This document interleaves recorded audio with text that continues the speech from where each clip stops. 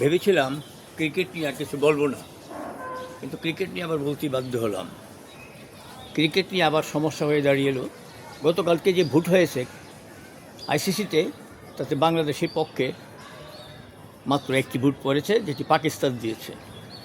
আর বাংলাদেশ নিজের ভোট তো নিজেই দিবে, অন্য দেশগুলো বাংলাদেশের পক্ষে ভোট দেয়নি।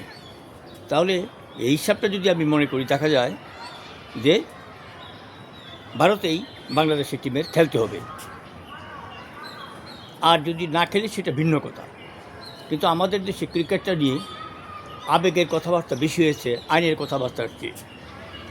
তো ভারতও কাজটি ভালো করেনি, তারা আমাদের মুস্তাফিজকে খেলতে যায়নি। কিন্তু এটা কিন্তু একটা জঘন্য অন্যায় করেছে। এরপরেও আমরা কিছু ইউটিউবার, তথাকথিত কিছু সাংবাদিক, কিছু ব্যক্তির দ্বারা আবেগের মধ্য দিয়ে আমরা এমন কিছু মন্তব্য করেছি, যার কারণে এটা সেরাবেরা অবস্থা হয়ে গেছে। আমরা মনে করি ক্রিকেটই আমাদের আরও সুন্দর করে চিন্তাভাবনা করা উচিত ছিল। সরকার, ক্রিকেট, রাজনীতি সব একত্রে হয়ে যাওয়ায় এই সমস্যাটার সৃষ্টি হয়েছে। ভারত তো চাইবেই তাদের মাঠে বাংলাদেশ খেলুক, তাদের ইগো। বাংলাদেশও ইগো দেখিয়েছে।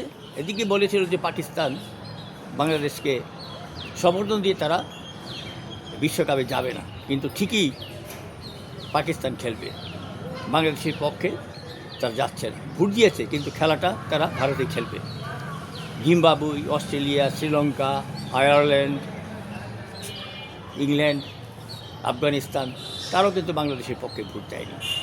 এই যদি আমাদের অবস্থাটা হয়, তাহলে আমরা ক্রিকেটের রাজনীতি করলাম। কোথায় ক্রিকেটের রাজনীতি? ক্রিকেটের রাজনীতি তো আমরা হেরে গেলাম, আমরা সেটা পারলাম না, আমরা সেটা করতে পারলাম না।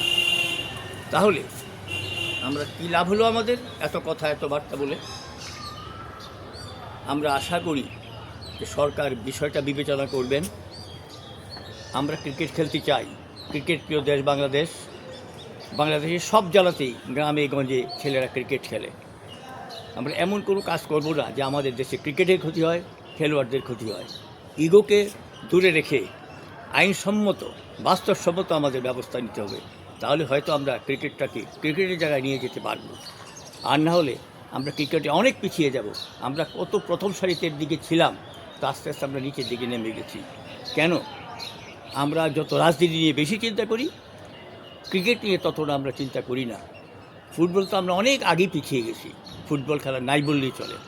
জেলাগুলোতে আগে প্রতি বছর কত সুন্দর খেলা হতো, এখন সেগুলি নেই। ক্রিকেট খেলেও সেই আগের মতো নেই। কেন আমাদের এই অবস্থাটা হচ্ছে? সরকারকে ভাবতে হবে। আইসিসিকে যে আমাদের যে আইন আছে, সেই আইনগুলি দেখে আমাদের ক্রিকেটকে এগিয়ে নিয়ে যেতে বলে আমি মনে করি। যাই হোক, এই বিষয়ে আর কোনো কথা নয়। দেখি আজকে কি হয়, খেলবে না খেলবে। আমার যে একটু বুঝতে পারলাম, মনে হচ্ছে বাংলাদেশ ভারতে খেলতে যাবে না। দেখি, অপেক্ষা করি। এটি ভালো। সবাইকে ধন্যবাদ। সবাই ভালো থাকুন।